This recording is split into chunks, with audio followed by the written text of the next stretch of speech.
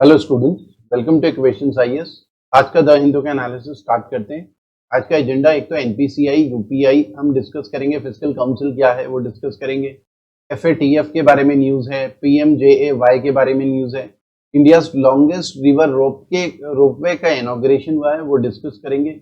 OROP से related एक छोटी सी न्यूज़ है जो कि 2014 में इम्प्लीमेंट हुआ था, टेस्ट हम डिस्कस करेंगे और कॉन्स्टिट्यूशनल कॉर्नर में डीलिमिटेशन कमीशन हम डिस्कस करने वाले हैं। यह हमारा फ्रंट पेज है। फ्रंट पेज में हमारे पास कांग्रेस पार्टी में घमासान चल रहा है रिफॉर्म्स को लेकर। बहुत सारे पॉलिटिकल लीडर्स चाहते हैं कि कुछ ना कुछ चेंजेस हो कांग्रेस पार्टी में।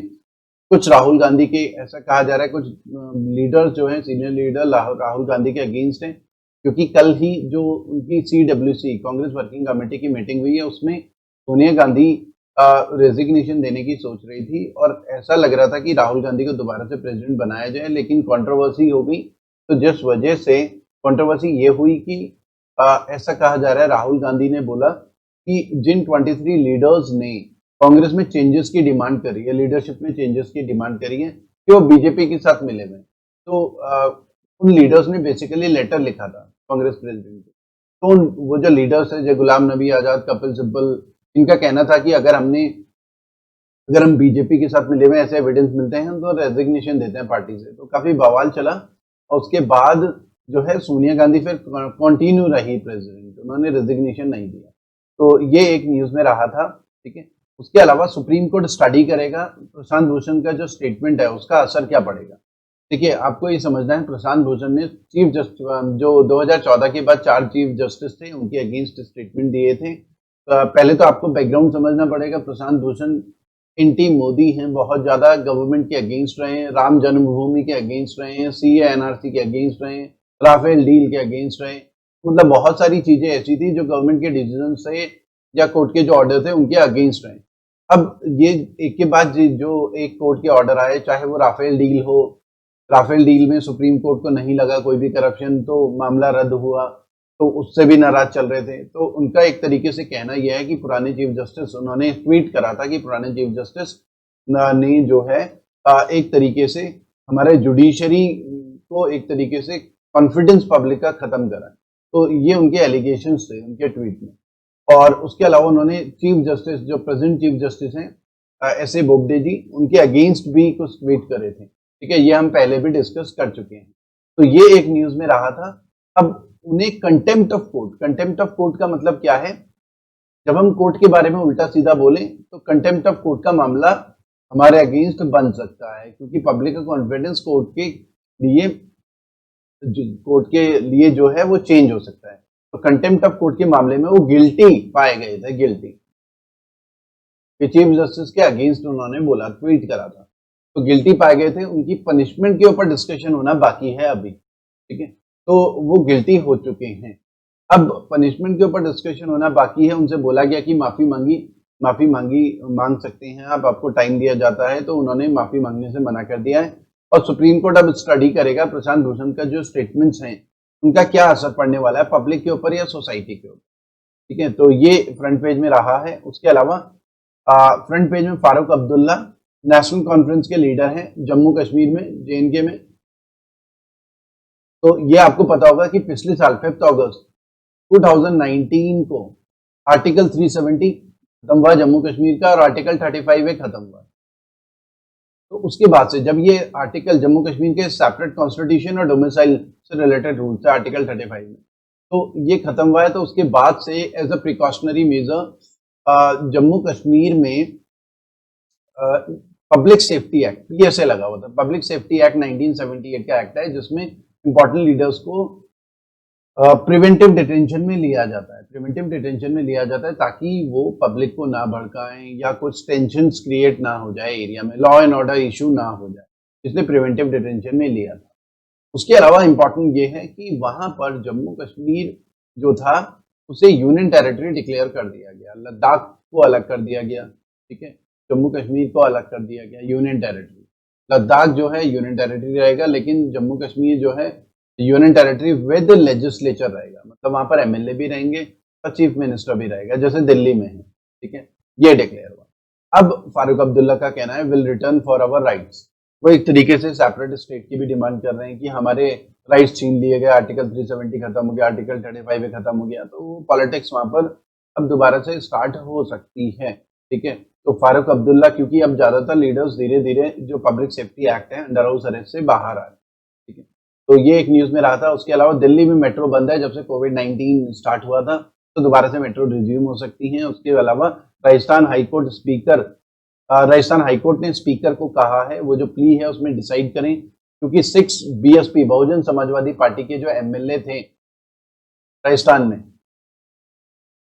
वो कांग्रेस के साथ मर्ज हो गए थे। तो जो मायावती जो बीएसपी की हेड हैं, सुप्रीमो हैं, उन्होंने कांग्रेस के ऊपर आरोप लगाए थे कि इन्होंने धोखेबाजी करके हमारे 6 एमएलए को अपने में मर्ज कर दिया है। तो मायावती बहुत ज्यादा नाराज चल रही थी कांग्रेस से। ठीक है, तो कोर्ट में भी मामला चल रहा है, तो स्पीकर से जो है डिसीजन मांगा है कि प्ली को डिसाइड किया है। ठीक है, उसके अलावा जिन स्टूडेंट्स ने हमारा चैनल सब्सक्राइब नहीं करा है वो हमारा चैनल जरूर सब्सक्राइब करें, इस वीडियो को लाइक करें, और आप फ्री प्रिपरेशन के लिए जो भी एस्पिरेंट्स हैं हमारा टेलीग्राम चैनल आप ज्वाइन कर सकते हैं। यूपीएससी के लिए अलग है, बैंक एसएससी के लिए अलग है।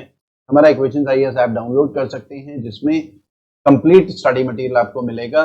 उसके अलावा वीडियो लेक्चर्स मिलेंगे, उसमें आपको मॉक टेस्ट मिलेंगे, चैप्टर वाइज टेस्ट भी है, सेक्शन वाइज टेस्ट। यूपीएससी का अलग है, बैंक एसएससी का अलग है। ठीक है, और सीडीएस वगैरह का भी है, ओनली क्वांट के भी आपको लेक्चर्स मिलेंगे। ठीक है, उसके अलावा ये एक न्यूज है, गूगल पे वायलेशन, हाईकोर्ट ने रिप्लाई मांगा है गवर्नमेंट और आरबीआई से। तो गूगल पे आपने सुना होगा, बहुत सारे स्टूडेंट्स आपके मोबाइल में गूगल पे भी जरूर होगा। तो पहले समझना है गूगल पे किस तरीके से काम करता है। तो पहले गूगल पे को समझने से पहले आपको एनपीसीआई समझना पड़ेगा, national payment corporation of India. ये आरबीआई की सब्सिडियरी है, गवर्नमेंट एजेंसी है, अंडर आरबीआई। तो आरबीआई ने एनपीसीआई को बनाया था 2008 में, 2008 में। अब एनपीसीआई का काम क्या है, जितनी भी डिजिटल पेमेंट है, जब आप ऑनलाइन पेमेंट करते हैं, ठीक है, अमेजन में card, debit card, credit card की डिटेल डाल के, या फिर फोन पे से, गूगल पे से, तो ये सारे ट्रांजेक्शन्स कौन फैसिलिटेट कर रहा है? ये सारे ट्रांजेक्शन आपको पता है आरबीआई ही फैसिलिटेट करता है, लेकिन आरबीआई ने इन सारे ट्रांजेक्शन्स को फैसिलिटेट करने के लिए एनपीसीआई बनाया है, डेडिकेटेड एजेंसी है, जिसका काम है इंडिया में जितने भी ट्रांजेक्शन्स हो रहे हैं, चाहे कार्ड स्वाइप के थ्रू हो, चाहे एटीएम से पैसा निकाल रहे हो, एटीएम भी एनपीसीआई के जो सर्वर हैं उनके साथ कनेक्टेड रहते हैं। इंडिया के जितने भी एटीएम एनपीसीआई के सर्वर के साथ कनेक्टेड है। इसका मतलब ये है, और सारे बैंक का डेटा एनपीसीआई के सर्वर के साथ कनेक्टेड होगा। तो एक पर्टिकुलर बैंक, मान लो पंजाब नेशनल बैंक का एटीएम इंस्टॉल है, पंजाब नेशनल बैंक के एटीएम में आप जाके एसबीआई का भी कार्ड चला सकते हैं, एचडीएफसी बैंक का भी कार्ड चला सकते हैं, private bank, government bank, foreign bank जो भी इंडिया में, सबके एटीएम कार्ड उसमें चल सकते हैं। तो मतलब वो सारे के सारे एटीएम इंडिया में एक सेंट्रल सर्वर के साथ कनेक्टेड है, जिसे कंट्रोल कर रहा है NPCI, national payment corporation of India. तो ये कई बार एग्जाम में आया, एनपीसीआई क्या है? आरबीआई की सब्सिडियरी है, 2008 में बना था, और किस लिए? इनेबलिंग डिजिटल पेमेंट, जितनी भी ऑनलाइन पेमेंट्स होती हैं, कार्ड स्वाइप होते हैं, ठीक है, गूगल पे से, वॉलेट, वो सब, उन सभी को एनपीसीआई रेगुलेट कर रहा है। तो पेमेंट सेटलमेंट्स वगैरह, चेक क्लियर होते हैं, वो सब एनपीसीआई करता है। तो ये इनिशिएटिव था, एनपीसीआई बना था, आरबीआई का इनिशिएटिव था, और इंडियन बैंक एसोसिएशन, दोनों का इनिशिएटिव था, तब एनपीसीआई बनाया गया था। अब एग्जाम्पल एक और भी ले लेते हैं, एनपीसीआई के वर्क क्या है। एनपीसीआई के वर्क अगर हम देखें, रुपे डेबिट कार्ड एनपीसीआई ने बनाया, रुपे डेबिट कार्ड। जैसे आपको पता होगा कि हमारे यहाँ मास्टर कार्ड, आपने सुना होगा, master card, Maestro card, visa, ATM card में लिखा हुआ रहता है। ये सब यूएस की कंपनी है जिनके यहाँ पर डेबिट कार्ड चल रहे हैं, उन्हीं का सिस्टम चल रहा है, सॉफ्टवेयर प्रोग्राम होता है बेसिकली, जो इन सारी चीजों को, ट्रांजेक्शन्स को करता है, एग्जीक्यूट करता है। तो हमारा रुपे डेबिट कार्ड हमारा इंडिया का खुद का डेबिट कार्ड है, जो कि हमारे लिए एनपीसीआई ने बनाया, national payment corporation of India, जो कि आरबीआई की सब्सिडियरी है। उसके अलावा चेक क्लियरिंग वगैरह सब एनपीसीआई करता है, चेक क्लियरिंग वगैरह, ठीक है, ऑनलाइन ट्रांजेक्शन सब एनपीसीआई कर रहा है, ठीक है। उसके अलावा जैसे आपने सुना होगा भीम ऐप, वो भी एनपीसीआई ने बनाया है, ठीक है, गवर्नमेंट का ऐप है भीम ऐप, वो भी एनपीसीआई ने बनाया है। तो एनपीसीआई बहुत सारे जितने भी ट्रांजेक्शन के काम हैं, पूरे अम्ब्रेला ऑर्गेनाइजेशन है, पूरे इंडिया में ट्रांजेक्शन को फैसिलिटेट करता है। एनपीसीआई ने यूपीआई भी बनाया, यूनिफाइड पेमेंट इंटरफेस, ये एक तरीके का सॉफ्टवेयर प्रोग्राम है, सिस्टम है, यूनिफाइड पेमेंट इंटरफेस, दुनिया का सबसे एडवांस्ड पेमेंट इंटरफेस, ठीक है। आप इस पेमेंट इंटरफेस में होता क्या है, देखिए, जब आप मान लो कि ऑनलाइन ट्रांजेक्शन कर रहे हैं, ठीक है, जैसे गूगल पे से, फॉर एग्जाम्पल गूगल पे से अब आपने 5,000 ट्रांसफर करे अपने फ्रेंड को, ठीक है, तो ये जो रिक्वेस्ट है ये क्या है, यूपीआई में जाती है, एनपीसीआई की, एनपीसीआई की यूपीआई में जाती है रिक्वेस्ट। यूपीआई गूगल पे की वो जो 5,000 की रिक्वेस्ट है उसे एग्जीक्यूट करता है, तुम्हारे अकाउंट से तुम्हारे फ्रेंड के अकाउंट में एग्जीक्यूट करता है, फिर वो इन्फॉर्मेशन वापस गूगल पे में आ जाती है, ठीक है, और यहाँ पर हमें सक्सेस दिखता है या फोन पे में सक्सेस दिखता है। तो यूपीआई एक तरीका सॉफ्टवेयर प्रोग्राम है जो ट्रांजेक्शन की जो भी रिक्वेस्ट होती है, यूजर जो भी रिक्वेस्ट करते हैं उसे एग्जीक्यूट करता है। और ये जो सॉफ्टवेयर प्रोग्राम है दुनिया का सबसे एडवांस्ड सॉफ्टवेयर प्रोग्राम है, ठीक है, पेमेंट इंटरफेस है जिसमें तरह तरीके की पेमेंट हो सकती है, मोबाइल नंबर से, यूपीआई आईडी के थ्रू, अकाउंट नंबर डालकर, जैसा आपने देखा होगा केवल मोबाइल नंबर सेलेक्ट करके भी ट्रांजेक्शन हो जाते हैं, वो यूपीआई की हेल्प से हो रहा है बेसिकली। तो जो गूगल पे है वो क्या कर रहे हैं, गूगल पे उन्होंने सॉफ्टवेयर बनाया, और गूगल पे ने सॉफ्टवेयर बनाया और एनपीसीआई का एक एसडीके किट आती है यूपीआई, वो यूपीआई जो है इंटीग्रेट हो जाता है यूपीआई की जो किट होती है गूगल पे के साथ। अब जो भी इंफॉर्मेशन यूजर डालता है वो यूपीआई में जाता है, यूपीआई उसे एग्जीक्यूट करता है, फिर वहां से मैसेज वापस गूगल पे में आ जाता है। तो यूपीआई जो है काफी एडवांस्ड पेमेंट इंटरफेस है, फोन पे भी यूज कर रहा है, गूगल पे भी यूज कर रहा है, बैंक के डिफरेंट डिफरेंट मोबाइल ऐप जो हैं यूपीआई को यूज कर रहे हैं, यूनिफाइड पेमेंट इंटरफेस, ठीक है।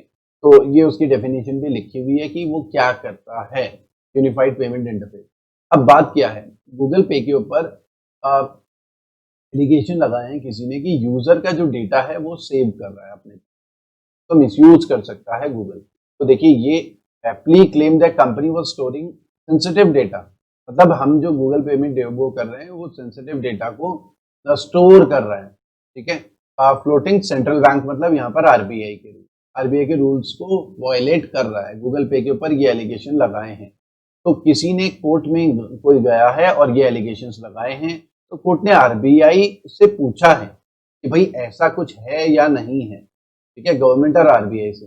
उन्होंने हाई कोर्ट में अपना जवाब देना है, फिर सुप्रीम ये हाई कोर्ट जो है प्ली के ऊपर फिर अपना डिसीजन लेगा कि हाँ वायलेट हो रहा है, तो गूगल पे के ऊपर पेनल्टी लगाई जाए या केस चलाया जाए, फिर वो डिसाइड किया जाए, ठीक है। तो आपको बेसिक समझना है, बेसिक अगर आपको समझ आता है तो न्यूज भी बहुत इजीली समझ आ जाएगी।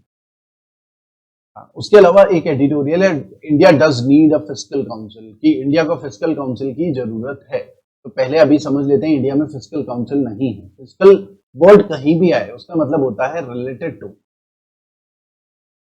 Receipt of taxes and its expenditure, receipt of taxes and its expenditure,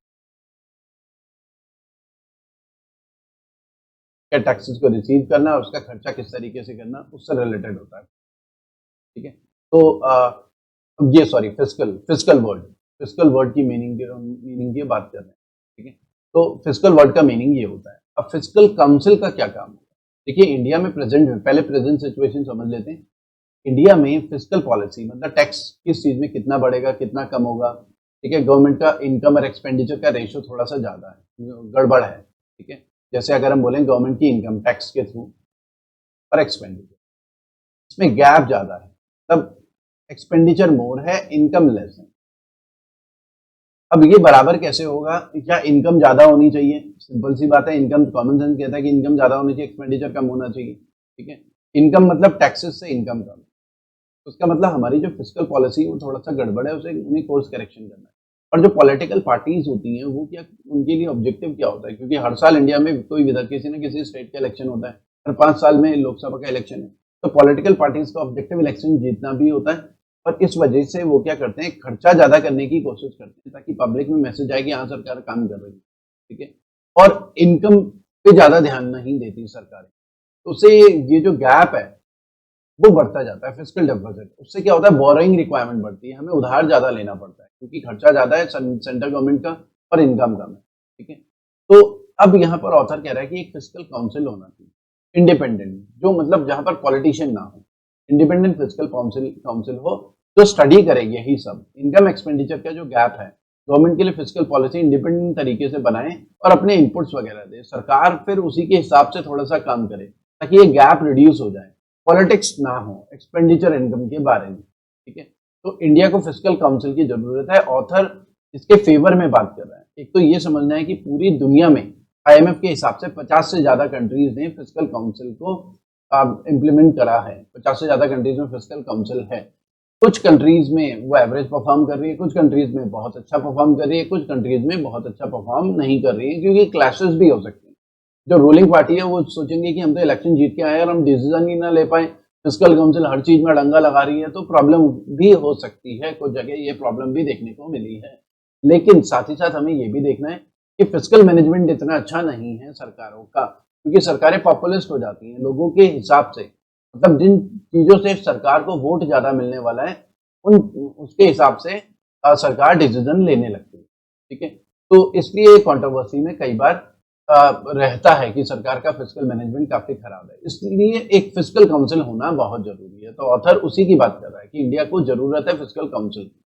उसके अलावा FRBM act, fiscal responsibility and budget management act 2003 में पास हुआ था। ये जो हमने बोला ना एक्सपेंडिचर इनकम में गैप है, उस गैप को रिड्यूस करना है, और उसी गैप को रिड्यूस करने के लिए रेवेन्यू डेफिसिट, एफआरबीएम ये एक्ट ये कहता है रेवेन्यू डेफिसिट जो है सरकार को 0% करना है। सरकार के एक्सपेंडिचर इनकम का जो गैप है वो 0% होना चाहिए। ठीक है, ये अब ज्यादा डिटेल में समझने के लिए रेवेन्यू डेफिसिट और फिस्कल डेफिसिट में क्या डिफरेंस है उसका हमारा एक वीडियो है, वो आप हमारे जो यूट्यूब चैनल है उसमें सर्च कर सकते हैं। पूरा रिलेशन आपको अच्छे से समझ में आ जाएगा।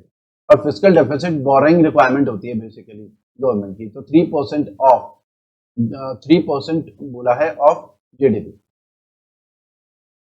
फिस्कल डेफिसिट जीडीपी का 3% से कम होना चाहिए। इस समय 3% से थोड़ा सा ज्यादा है और फिस्कल डेफिसिट भी हमारा ज्यादा है, उसे रिड्यूस करके 0% लेकर आना है। तो एफआरबीएम एक्ट जो है गवर्नमेंट के ऊपर थोड़ा सा रिस्ट्रिक्शन या रूल वगैरह बना रही है ताकि फाइनेंशियल डिसिप्लिन रहे गवर्नमेंट, अननेसेसरी एक्सपेंडिचर ना बढ़ाए और इनकम को बढ़ाने पे भी ध्यान दे।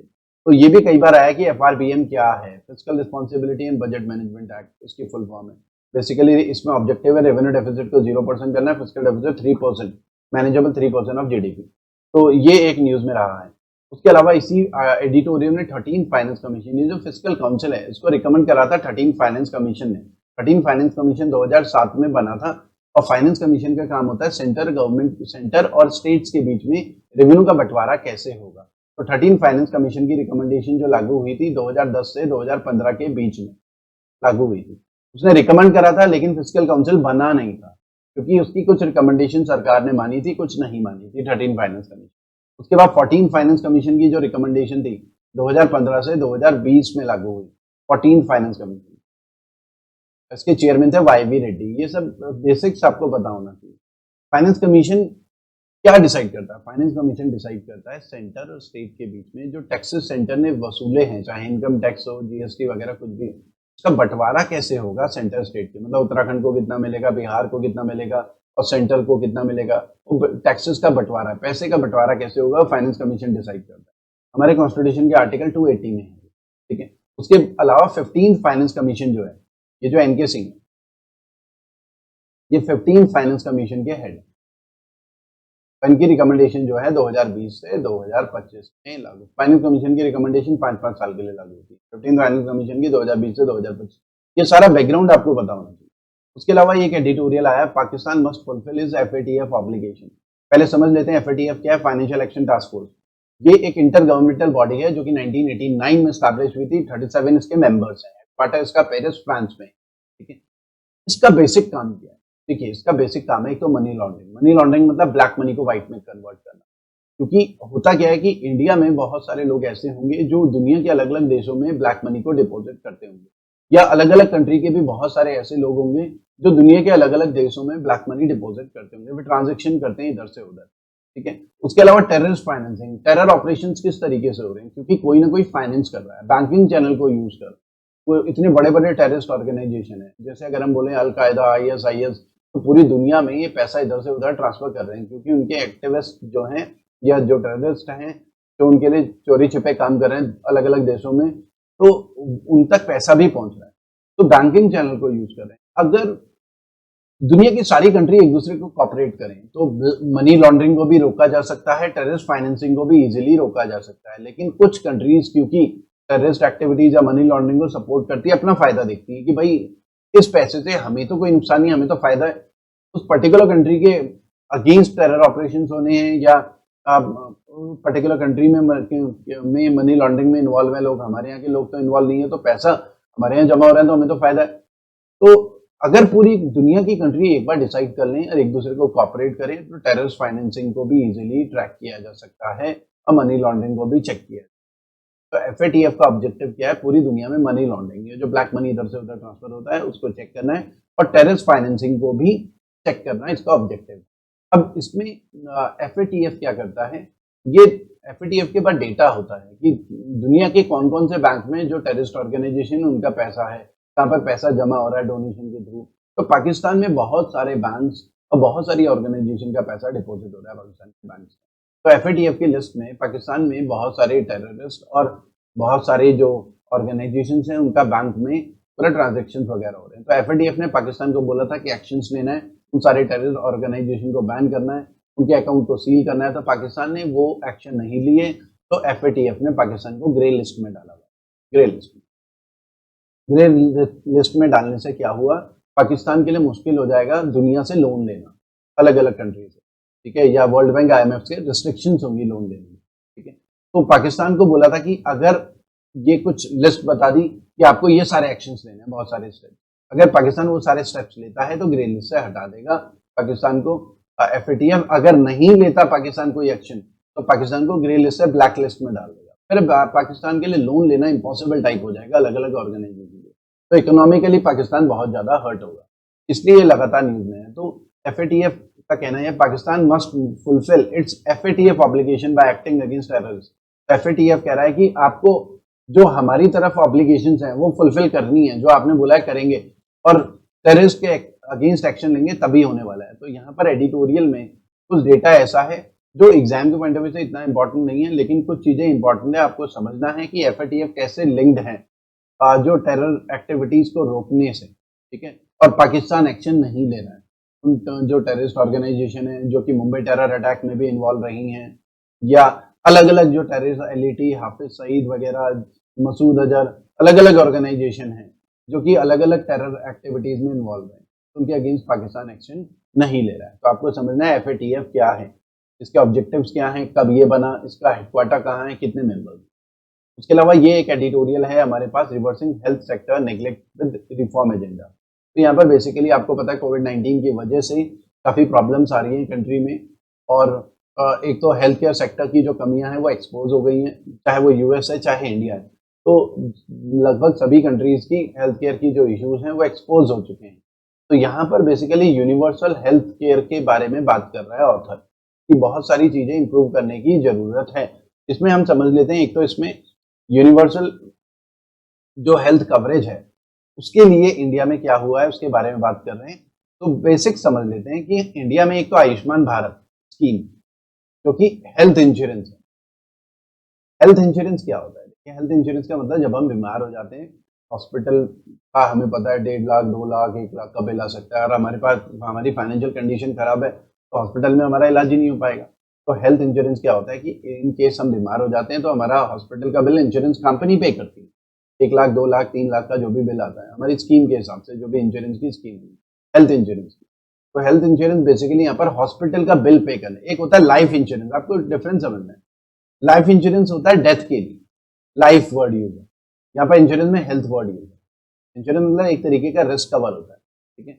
लाइफ मतलब हमारी डेथ हो जाए तो फिर इंश्योरेंस कंपनी हमारे फैमिली मेंबर्स को पे करती है। हेल्थ इंश्योरेंस में डेथ की बात नहीं है, हेल्थ इंश्योरेंस में हॉस्पिटल के बिल की बात होती है। तो हॉस्पिटल का बिल इंश्योरेंस कंपनी पे करती है। तो आयुष्मान भारत या प्रधानमंत्री आरोग्य योजना जो है हेल्थ इंश्योरेंस स्कीम है as a tool of achieving universal health coverage, 2018 में लॉन्च करी थी मोदी जी, ठीक है। ये क्या करेगा? 10.74 crore poor deprived rural families, ये ध्यान देना, फैमिलीज, लोग नहीं। तो ये लगभग ना 50 करोड़, इंडिया में एक फैमिली में ऑन एन एवरेज 5 लोगों को माना जाता है, तो लगभग 50 करोड़ लोग हो गए, 50 करोड़ लोगों को हेल्थ इंश्योरेंस का कवर मिलेगा। उससे क्या होगा? हर एक फैमिली में जो है 5 लाख तक का इंश्योरेंस कवर मिलेगा। मतलब जो फैमिली में कोई बीमार हो जाता है, हॉस्पिटल में इलाज वगैरह होगा, 5 लाख तक का बिल इंश्योरेंस कंपनी ही पे करेगी। तो इनका जो PMJ का जो कार्ड बनेगा उससे ही पेमेंट हो जाएगी, कैशलेस हो जाएगी, ठीक है। और इसमें जो है सोशियो इकोनॉमिक कास्ट सेंसस 2011 का सेंसस है, सोशियो इकोनॉमिक कास्ट सेंसस। उसमें जितने लोग हैं वो सारे तो हैं ही। Socio economic and caste census, अलग अलग कास्ट से रिलेटेड जो सोशली एजुकेशनली बैकवर्ड है वो सब है। तो लगभग 50 करोड़ बेनिफिशियरी हैं। तो 5 लाख तक का, एक तो ये डेटा इंपॉर्टेंट है, 5 लाख तक का पर फैमिली पर ईयर, हर साल। मतलब एक साल में अगर हमारा, जैसे अभी बीमार हुए 3 लाख का बिल आया, फिर अगली बार फिर बीमार रहे 2.5 लाख का बिल आया, तो ये 5.5 लाख हो गया। हमें 50,000 पे करने हैं, 5 लाख तक का बिल ही साल में एक बार। अगले साल फिर दोबारा जीरो से स्टार्ट हो। ठीक है, ये आपको समझ। उसके अलावा गुवाहाटी जो है इंडिया का लॉन्गेस्ट रिवर रोपवे हमें मिला है, कल इनॉग्रेशन हुआ है। तो लॉन्गेस्ट रिवर रोपवे ये आपको समझना है, आसाम में, जो गुवाहाटी और नॉर्दर्न गुवाहाटी को कनेक्ट करता है ब्रह्मपुत्रा रिवर में। तो आप डेटा इंपॉर्टेंट है एग्जाम के पॉइंट ऑफ व्यू से। एक तो आसाम में India longest river ropeway 1.82 kilometre का है, लेंथ इंपॉर्टेंट है, और ब्रह्मपुत्रा रिवर में बना है। और किसको कनेक्ट कर रहा है? गुवाहाटी, असम की कैपिटल गुवाहाटी और नॉर्थ गुवाहाटी को। तो बेसिकली ब्रह्मपुत्रा रिवर के ऊपर से ये जा रहा है। उससे क्या है, टूरिज्म की एक्टिविटीज भी स्टार्ट होंगी और वहां पर इकोनॉमिक एक्टिविटीज भी स्टार्ट होंगी। तो काफी फायदा होगा आसाम को इससे।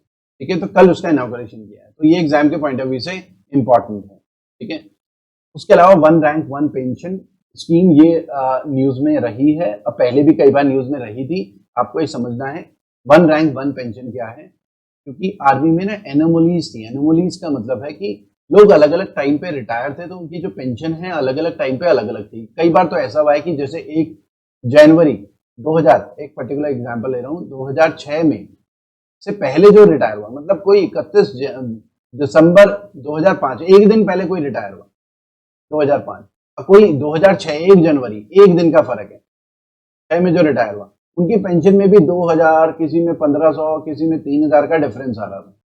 तो केवल एक दिन रिटायरमेंट डे बदलने से पेंशन में फर्क आ रहा था। और भी बहुत सारी एनोमलीज थी जिनको दूर करने की जरूरत थी। दशकों से 1970s के बाद से ही इसकी डिमांड हो रही थी, वन रैंक वन पेंशन। अगर हमारा लेंथ ऑफ सर्विस, अगर मैंने आर्मी में 15 साल की नौकरी करी है, मेरे फ्रेंड ने भी 15 साल की नौकरी करी है, हमारे पेंशन, हमारे रिटायरमेंट 2 दिन का 1 दिन का फर्क है अगर ये पर्टिकुलर डेट में, तो हमारी पेंशन भी अलग अलग है।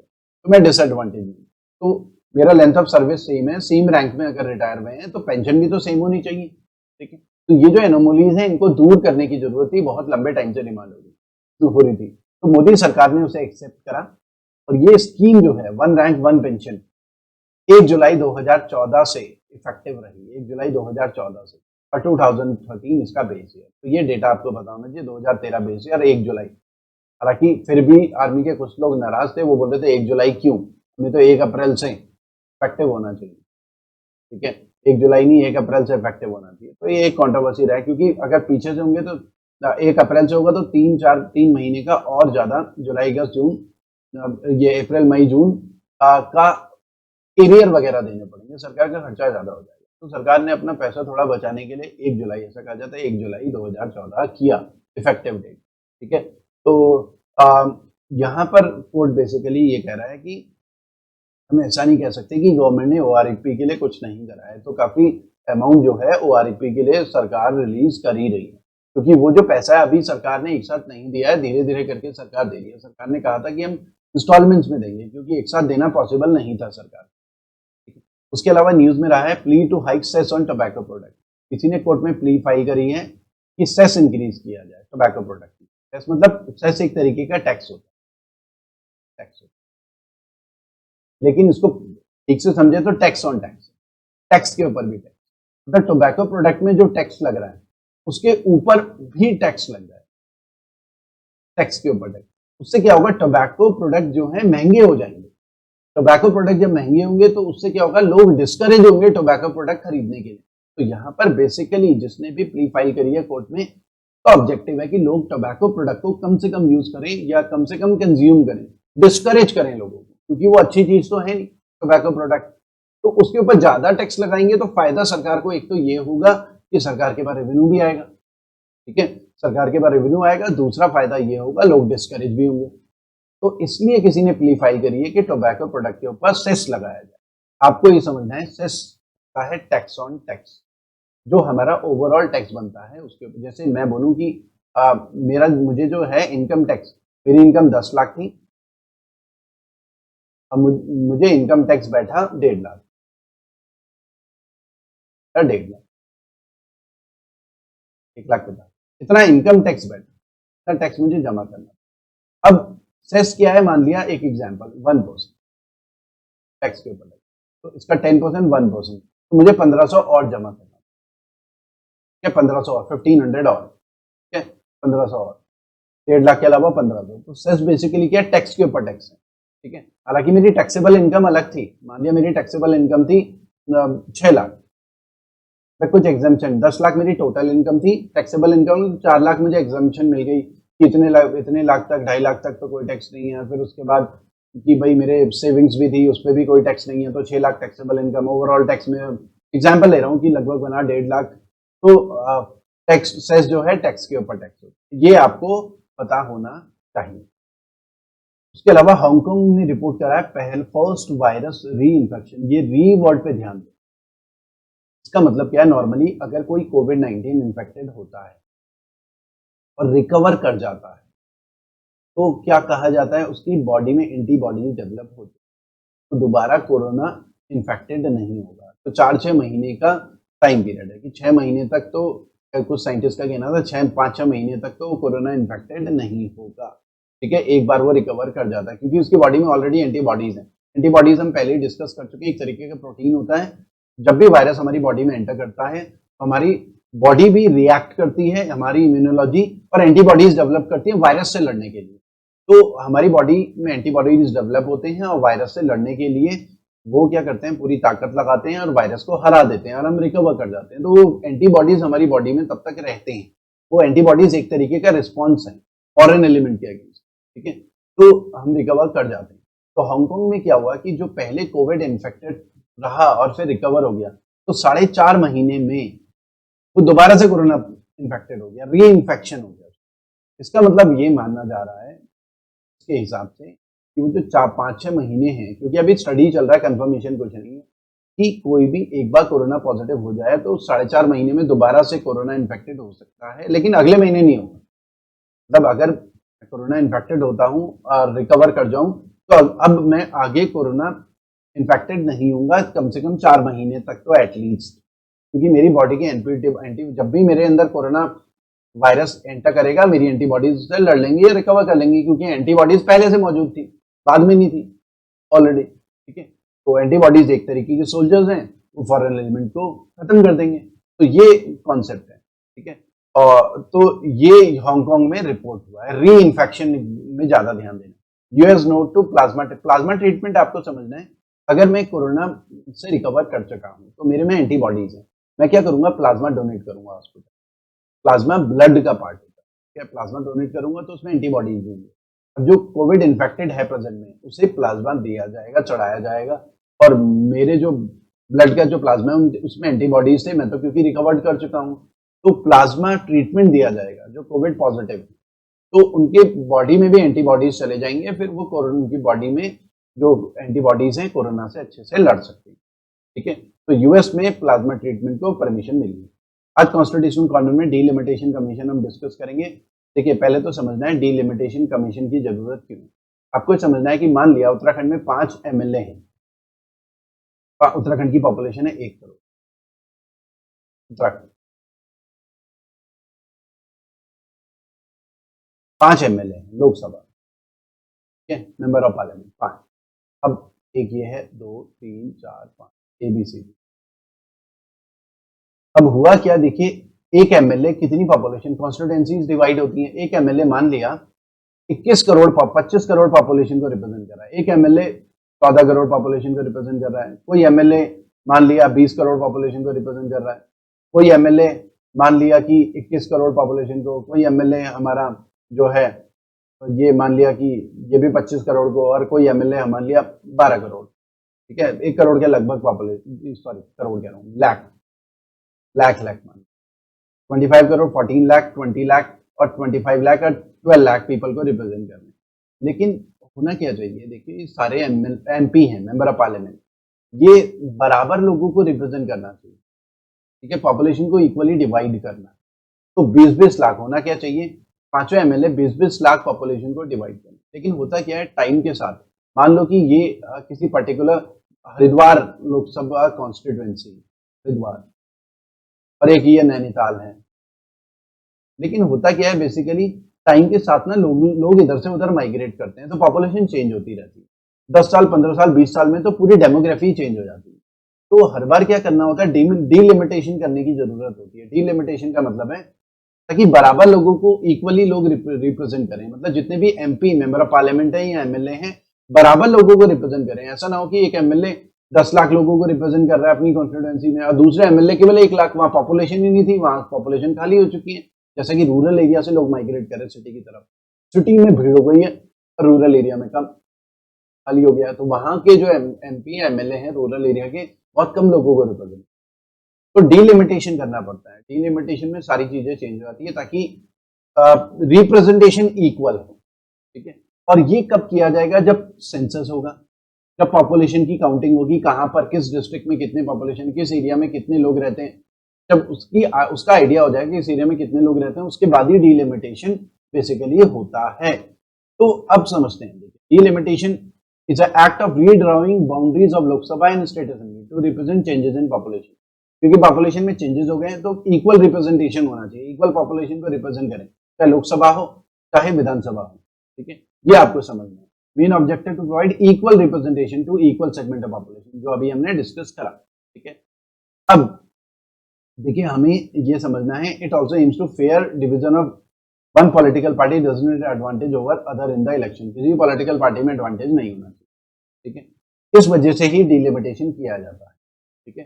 तो अब देखिए यहाँ पर क्या है, डिलिमिटेशन 1952 में एक बार सेटअप हुआ, क्योंकि 1951 में सेंसस हुआ था। हर 10 साल में सेंसस होता है, पॉपुलेशन की काउंटिंग, तो अगले साल डिलिमिटेशन। फिर 10 साल बाद 1961 में फिर सेंसस हुआ, तो फिर से डिलिमिटेशन। हर 10 साल के बाद एक तरीके से डिलिमिटेशन आ रहा था। 1971 में पॉपुलेशन काउंटिंग हुई, फिर डिलिमिटेशन। 2001 में पॉपुलेशन की काउंटिंग हुई, फिर डिलिमिटेशन किया।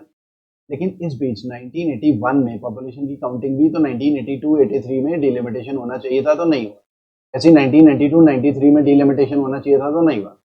और 2011 के बाद 2012 में डिलिमिटेशन होना चाहिए था, वो भी नहीं हुआ, ठीक है। तो डिलिमिटेशन काफी लंबे टाइम से नहीं हुआ है। अब 2026 एक डेट फिक्स करिए कि 2026 के बाद ही डिलिमिटेशन होने वाला है। तो हमारा जो डिलिमिटेशन है 2002 के बाद नहीं हुआ, ठीक है, क्योंकि नॉर्मली सेंसस के बाद डिलिमिटेशन होना है। तो अब इंडिया में एक तरीके से डिलिमिटेशन जो है 2021 का सेंसस आएगा, उसके बाद शायद डिलिमिटेशन होगा 2022 में। तो इस वजह से ये न्यूज में रहा है डिलिमिटेशन, तो ये आपको समझना है, ठीक है। तो यहीं पर डिलिमिटेशन कमीशन का जो ऑफिस है, एक नया ऑफिस सेटअप हुआ है, ठीक है। तो वो एक न्यूज थी। तो इम्पोर्टेंट बस आपके लिए ये है कि डिलिमिटेशन क्या है, एग्जाम में ये आने के ज्यादा चांसेस होते हैं। आज के लिए इतना ही करते हैं स्टूडेंट्स, थैंक यू।